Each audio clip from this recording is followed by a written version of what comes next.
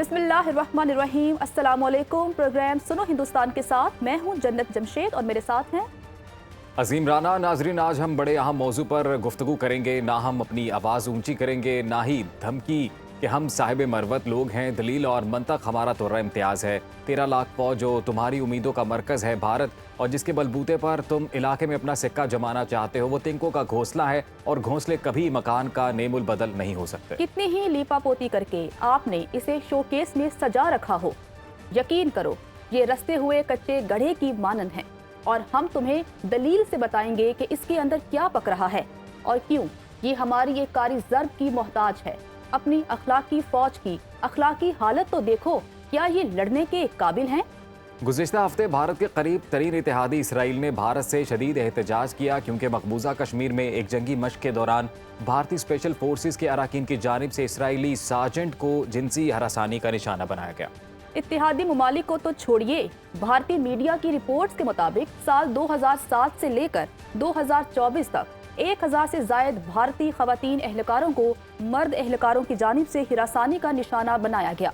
यानी जिस फौज में एहलकारों की इज्जत महफूज ना हो, वो दुश्मन से किस जज्बे से लड़ेगी। 6 मार्च 2024 को भारतीय रिसर्चर सई हर्षनी वलबारी ने इंटरनेशनल वेबसाइट पर शोरश ज़दा भारतीय इलाकों में तैनात इंडियन फौजी अफसरान की खवातीन से ज्यादती की होशरुबा हकीकत बेनकाब की, यानी ये आपकी भारतीय सेना का किरदार है जिसमें अखलाकियात की सख्त कमी है।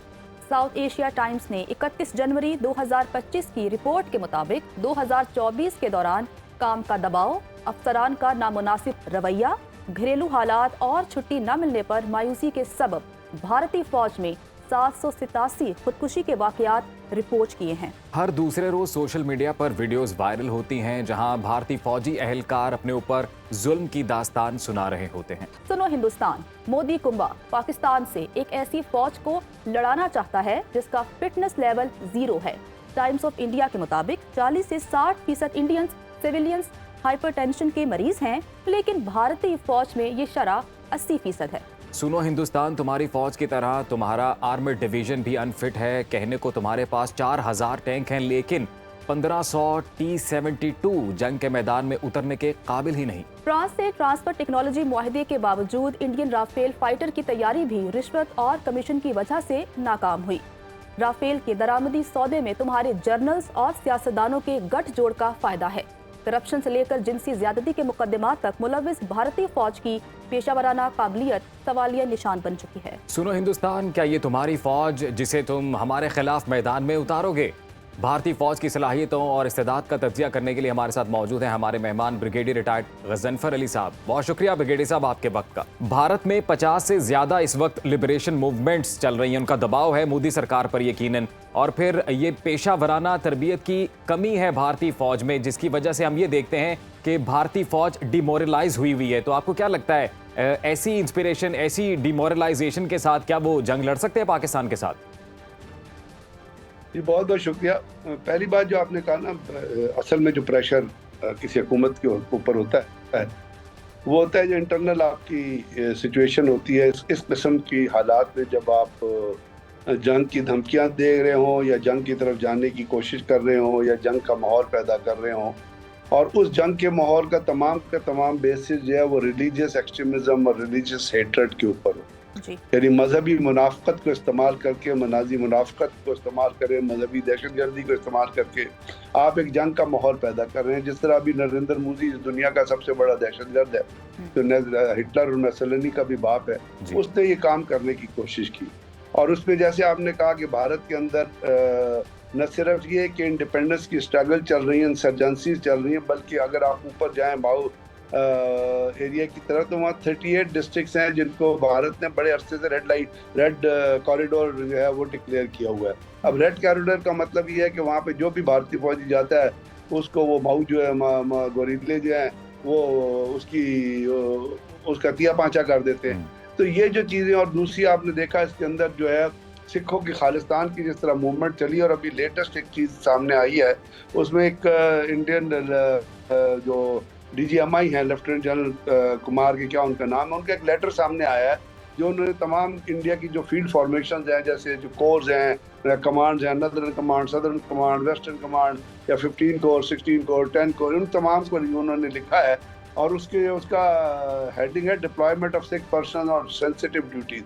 तो उसमें उन्होंने कहा कि जो सिख लोग हैं उनको, क्योंकि उनकी एफिलिएशन है सिख फौजियों की, तो उनको सेंसिटिव ड्यूटीज़ पे डिप्लॉय ना किया जाए और उनकी सेग्रीगेशन की जाए, और उनको मतलब फॉरवर्ड पोस्ट पे, सिग्नल यूनिट्स पे, इंटेलिजेंस। अब ये चीज़ है जो ज़्यादा सीरियस है भारत की फ़ौज के अंदर तफरका डालने के लिए, कि यदि आप एक कम्युनिटी को, और आपको पता है सिखों को by view of the law, constitution of India, सिखों को जब काउंट किया जाता है तो उनकी पॉपुलेशन को सिख के तौर पे काउंट नहीं किया जाता, उनकी पॉपुलेशन को हिंदू के तौर पे काउंट किया जाता है। तो ये चीज़ें, बाकी जहाँ दूसरी आपने सवाल किया, भारत की फ़ौज के अंदर डिसऑर्डर होने का खौफ जाहिर है, मोराल का उस पर असर पड़ता है, कॉम्बैट एफिशिएंसी का असर पड़ता है, अगर आपके अंदर इंटरनली चीज़ हो, उसके बाद आपकी डिप्लॉयमेंट, आपकी जो परफॉर्मेंस है उस पर फ़र्क पड़ता है।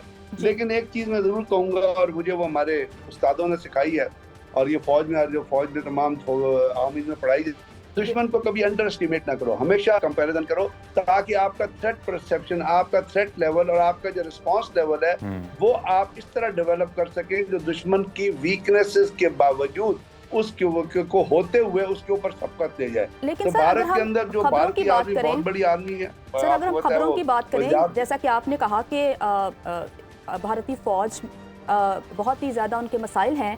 सर, भारतीय फौजी अफसरान की जानिब से अपनी साथी खवातीन एहलकारों को ज्यादती का निशाना बनाने के वाक़यात भी सामने आ रहे हैं, जबकि राज्यसभा में पेश की गई रिपोर्ट के मुताबिक ऐसे सैकड़ों केसेस सामने आए हैं जिसमें भारतीय अफसरान की जानिब से खवातीन को जो है वो ज्यादती का निशाना बनाया गया है। और आई थिंक 2 दिन पहले ये खबर आई थी कि एक भारतीय अफसर ने एक इसराइली खातून को भी ज्यादती का निशाना बनाया, जिसके बाद इसराइल की जानिब से जो है वो सख्त एहतजाज किया गया। इस पर आप क्या कॉमेंट करेंगे? जी, इसराइल की जानिब से एहतजाज के साथ साथ वो मुसैद की औरत है, जो आपको पता है, मैंने ये बहुत अर्से पहले खबर ब्रेक की थी कि जी इसराइल का एक मुसैद का एक एलिगेशन है जिसमें कोई 10 के करीब के 12 के करीब लोग हैं जो इस वक्त पहलगाम हमले से पहले कश्मीर के अंदर मौजूद थे। और पहलगाम हमले से पहले वो कश्मीर का जो JOC नॉर्दर्न कमांड जो सैक हो गया है जनरल कुमार, उसके साथ वो डायरेक्ट कॉन्टैक्ट में, और इसके साथ जो अपना 25 डिवीज़न है जो राजौरी में लगा हुआ है, उसका उन्होंने विजिट किया था। और वो भारतीय फौज को ये एडवाइस देने के लिए आए थे या उनके साथ ये एक्सरसाइज कर रहे थे कि किसी भी सूरत में आपने कश्मीरियों का जेनोसाइड किस तरह करना है जिस तरह हम गजा में करें। इसका इतराफ़ इजरायली एम्बेसडर जो इंडिया में है उसने अपने एक इंटरव्यू में किया था, उसने एक भारतीय चैनल को दिया था कि जिस तरह हम गजा में लोगों को मार रहे हैं इस तरह आप कश्मीर में लोगों को मारे। उसकी एक मैनिफेस्टेशन शुरू हो गई है। आपने देखा कश्मीर के अंदर घर तलाशी ली जा रही है, किश्तवाड़ के जंगलों में घुसे हुए हैं, वहाँ पे जो है वो लोगों को जो है मारा जा रहा है, वहाँ पे जो है वो ड्रॉप किया जा रहा है लोगों को, वहाँ से बातचीत की जा रही है। तो ये तमाम चीज़ें जो है आहिस्ता आहिस्ता आप की नज़र से गुजर रही होंगी। तो ये जो आप जिस लेटर का आप जिक्र कर रही है, उन्होंने बाकायदा डॉक्यूमेंटेड लेटर लिखा है जिसमें उन्होंने कहा है कि जी हम जो है इस चीज़ को किसी भी तरीक़ेकार से अच्छा नहीं समझते, और उन्होंने गवर्नमेंट को और फौज को कहा है कि आप इसके ऊपर इंटेरोगेशन शुरू करें। और वो लेटर उन्होंने कहा जी भारतीय फौज को इन्वेस्टिगेशन करनी चाहिए कि हमारी एक एम्प्लॉय की किस तरह बेहरमती की गई है। उसके अंदर एक लेफ्टिनेंट कर्नल और 4 उसके सिपाहीज हैं, एक लास्ट नाइक है और 2 सिपाही हैं जो इन्वॉल्व हैं। जी बिल्कुल ब्रिगेडियर साहब, पेशा वराना सलाहियतों के साथ साथ अब भारतीय फौज की खिलाकियात पर भी सवालात उठ रहे हैं। ये कहिएगा कि हमने तो ब्रिगेडियर साहब ये सुना कि जब बैरूनी ताकत से मुकाबला हो तो यूनिटी की ज़रूरत होती है, एक इकाई होकर लड़ना पड़ता है। अब भारतीय फौज की ये फॉल्ट लाइंस जो हम डिस्कस कर रहे हैं कि इटसेल्फ कितनी डिविजन्स हैं, और फिर एक और ख़बर अब ये गर्दिश कर रही है कि मोदी सरकार की जानिब से पहली बार ज़ात पात की बुनियादों पर सेंसस कराने का जो सिलसिला है वो शुरू होने वाला है। तो पाकिस्तान के कितने एडवांटेज में जाती है ये सूरत हाल? ज़ात पात पे तो सेंसस बहुत पहले हो चुका है। आपको पता है उन्होंने एक लॉ बनाया था जो ईस्टर्न साइड पे बिहार उससे ऊपर उन्होंने नाफिज किया था, जिसमें उन्होंने कहा था कि जो 71 के बाद जो लोग आए नहीं की जाएगी, और उनके लिम्बो में है कि वो क्या करें कहाँ जाएं, और बिहारी भी बहुत सारे लिम्बो में हैं। तो ये आप देखिए, मैंने आपसे जो नरेंद्र मोदी की वो साइकोपैथ है, वो एक नॉर्मल आदमी नहीं है। वो इस बुरी तरीके से मजहबी दहशतगर्दी के जुनून में मुब्तला है। जिस तरह हिटलर को देखा था आपने सेकेंड वर्ल्ड वॉर के बारे में, जो एक मिलिट्री माइट डेवलप करके उसके अंदर उसने रेस का एक कॉन्सेप्ट लगा के पूरी जर्मन कौम को गुमराह किया था। इसी तरह आज ये शख्स जो है अपनी समझता है कि बहुत बड़ी मिलिट्री माइट मैंने डेवलप कर ली, उसके अंदर ये हिंदुत्व का, मजहब का जो हेट्रेड है और मजहबी जो दहशतगर्दी है उसको शामिल कर रहा है। ये साइकोपैथ है। आपने अमित शाह का कॉन्डक्ट देखा, आपने बाबू बजरंगी को देखना, आपने मोहन भगवत को देखा जो आरएसएस का चीफ है, उन्होंने क्या बकवास की इंडिया और ब्रिगेडियर साहब, ये तो फिर वो आरएसएस वाले तो वो स्वास्तिका साइन को भी यूज करते हैं जो कभी हिटलर की जमात का साइन रहा। जी बिल्कुल, मैं इसीलिए कह रहा हूँ हिटलर का बाप है। किस लिए कह रहा हूँ आपको, ये मसलनी का बाप, ये उससे ज्यादा भेड़िया किस्म का आदमी है जो लोगों का खून पी के खुश होता है। ये साइकोपैथ है।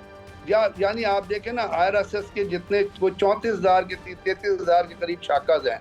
जो शाखाज का मतलब है जो उसको शाखाज कहते हैं, जहाँ पे ट्रेनिंग ये देते हैं। और आपने देखा है वो खाकी रंग की उन्होंने वो शॉर्ट्स पहनी होती है, सफेद रंग की कमीज पहनी होती है, हाथ में डंडा उठाया होता है। और जो वो ओथ लेते हैं दुनिया में, मुझे पूरी दुनिया में इस किस्म का ओथ इवन नाजी जर्मनी के दरमियान भी नजर नहीं आया जिसमें वो ये ओथ ले रहे हों कि जी अगर हम खुदा न, जिसमें वो पाकिस्तान का नाम इस्तेमाल करते हैं कि उनके खिलाफ उनके ये ना कर दें तो हमें प्रीचक ना पहचाना जाए, हमें हिंदू ना कहा जाए। इस किस्म की बदजबानी, इस किस्म की पागलपन आप दुनिया में, आज की दुनिया में जब हम डिजिटल वर्ल्ड में रह रहे हैं, आज की दुनिया में कहीं आपने सुना है? मैंने आपको कहा नाजी जर्मनी में भी ये चीज़ नहीं होती थी। ठीक है, हमारे साथ हमारे guest brigadier retired Ghazanfar Ali साहब मौजूद थे। सर बहुत शुक्रिया सुनो हिंदुस्तान को वक्त देने के लिए। तो सुनो हिंदुस्तान, भारतीय फजाइया की पेशावराना काबिलियत का ये आलम है कि 30 सालों के दौरान 550 फजाई हादसात में 150 भारतीय पायलट्स हलाक हो चुके हैं।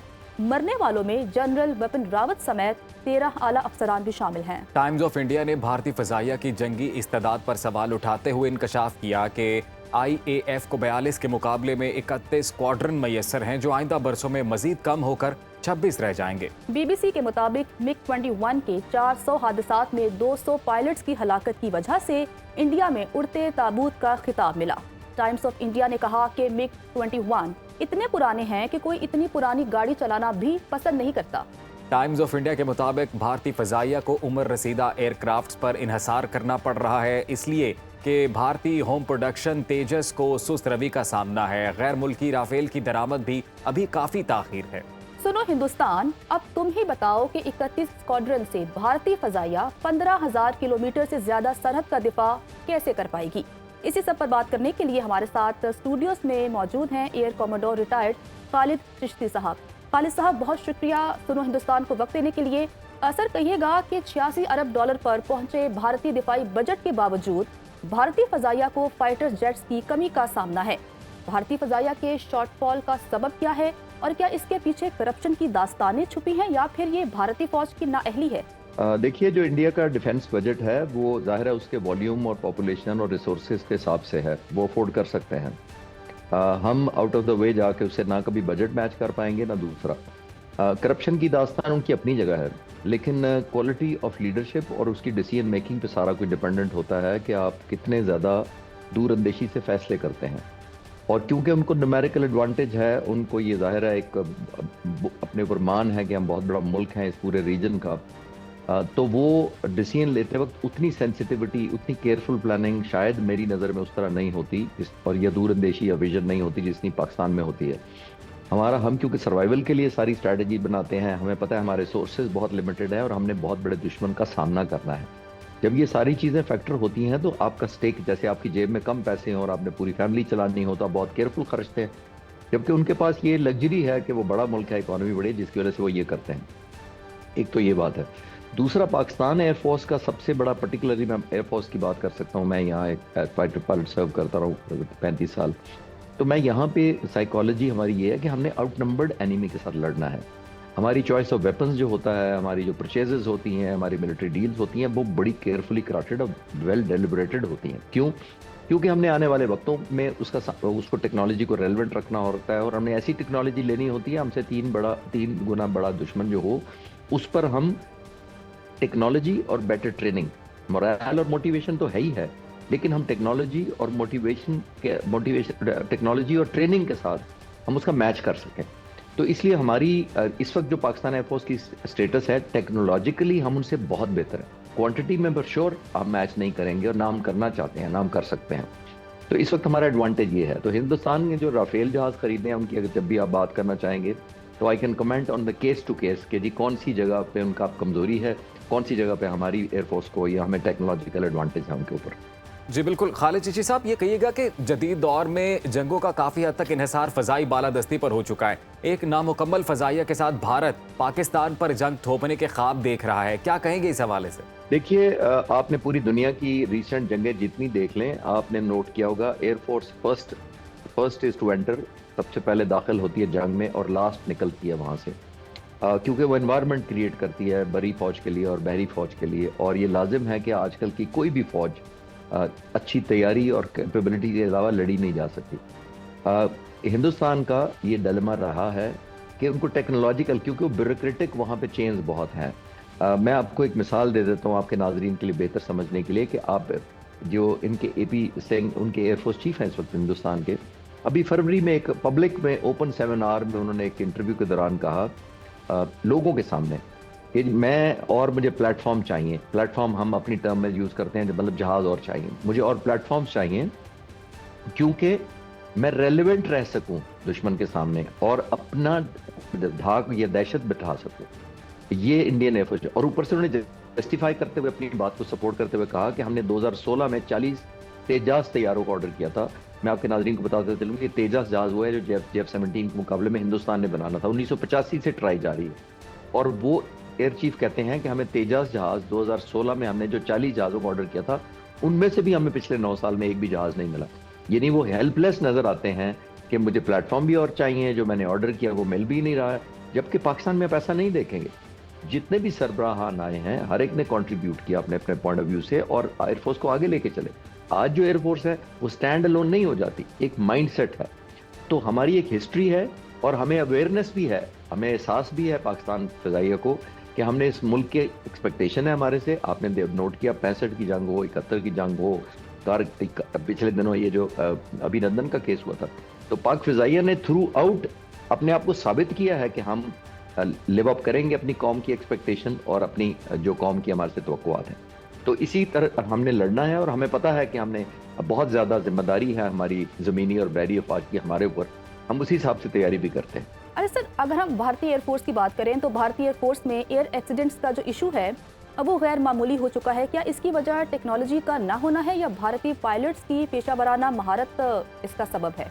ये दोनों वजह है मेरे हिसाब से। मेरी नज़र में उन्होंने टेक्नोलॉजिकल एडवांसमेंट और उस तरह, जैसे अभी मैंने आपको इंडियन एयरफोर्स चीफ की बेबसी बताई है, उन्होंने टेक्नोलॉजी के साथ अपने आप को मैच नहीं किया।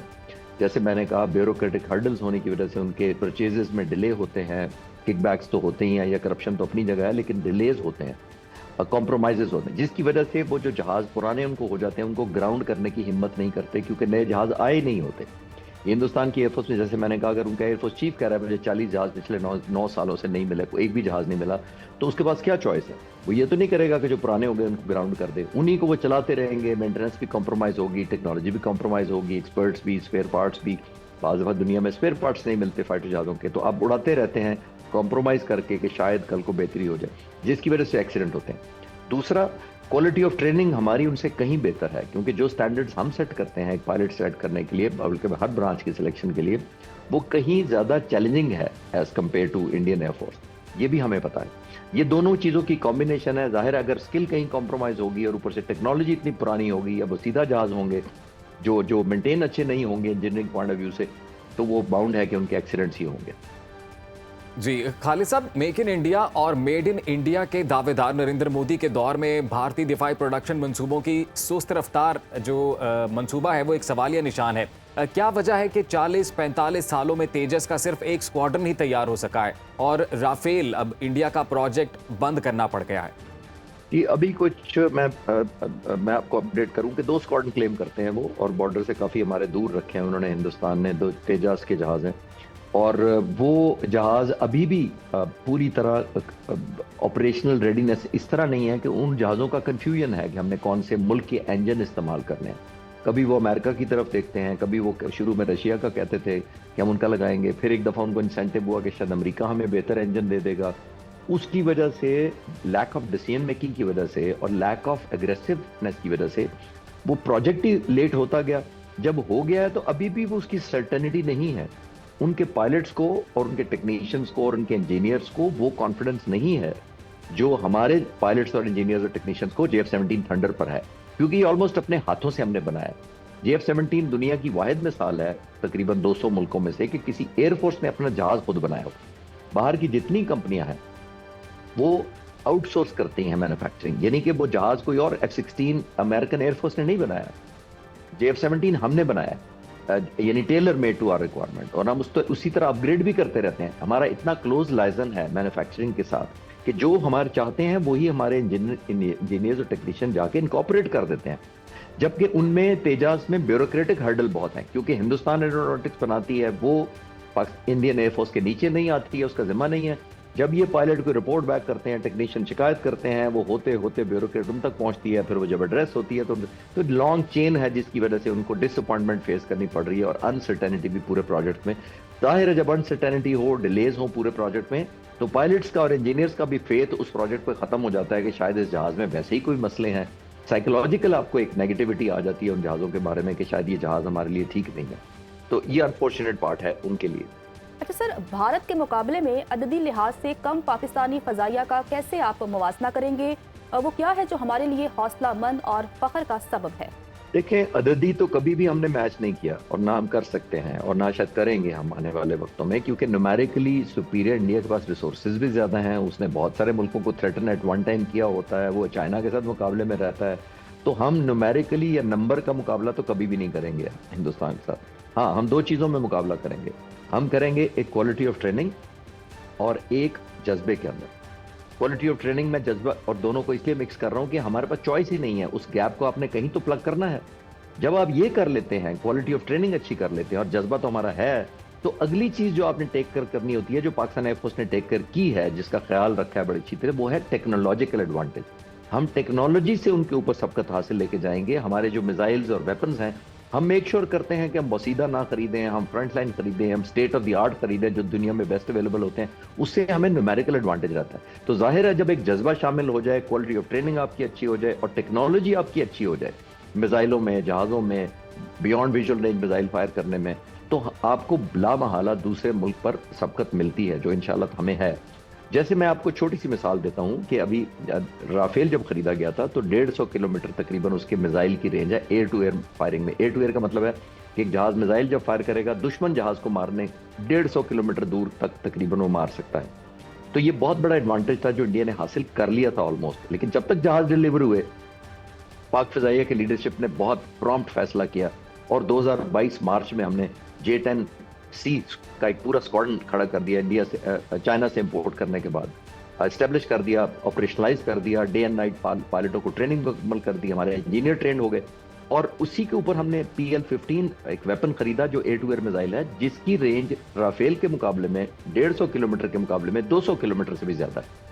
तो इसका मतलब यह है कि हमने वो सारा जो एडवांटेज इंडिया ने लेना था राफेल के मुकाबले में, हमारे ऊपर सबकत लेनी थी, वो हमने एक जहाज से न्यूट्रलाइज कर दी और एक वेपन से न्यूट्रलाइज कर दी। लेकिन हम फिर भी वहां नहीं रुके। हमने JF-17 थंडर ब्लॉक 3 जो नया जहाज है उसको अपग्रेड किया उसी रडार पे जो J-10C पे लगा हुआ था, और PL-15 यानी उसी मिसाइल को इस पर भी इंस्टॉल कर लिया जो JF-17 थंडर है। जिसका मतलब है कि हमारे JF-17 भी जब उड़ते हैं तो वो 200 किलोमीटर तक दुश्मन के जहाजों का निशाना बना सकते हैं। अब जाहिर है अगर इंडियन पायलट राफेल हो या कोई भी हो, जब हवा में आता है तो उसको ये तो पता होता है ना कि दूसरी तरफ जो बॉर्डर के उड़ रहा है वो J-10C भी हो सकता है, वो JF-17 भी हो सकता है, या कोई और जहाज भी हो सकता है। लेकिन उसको ये फियर तो होता है ना कि मेरे खिलाफ 200 किलोमीटर का एक मिसाइल है जो फायर किया जा सकता है।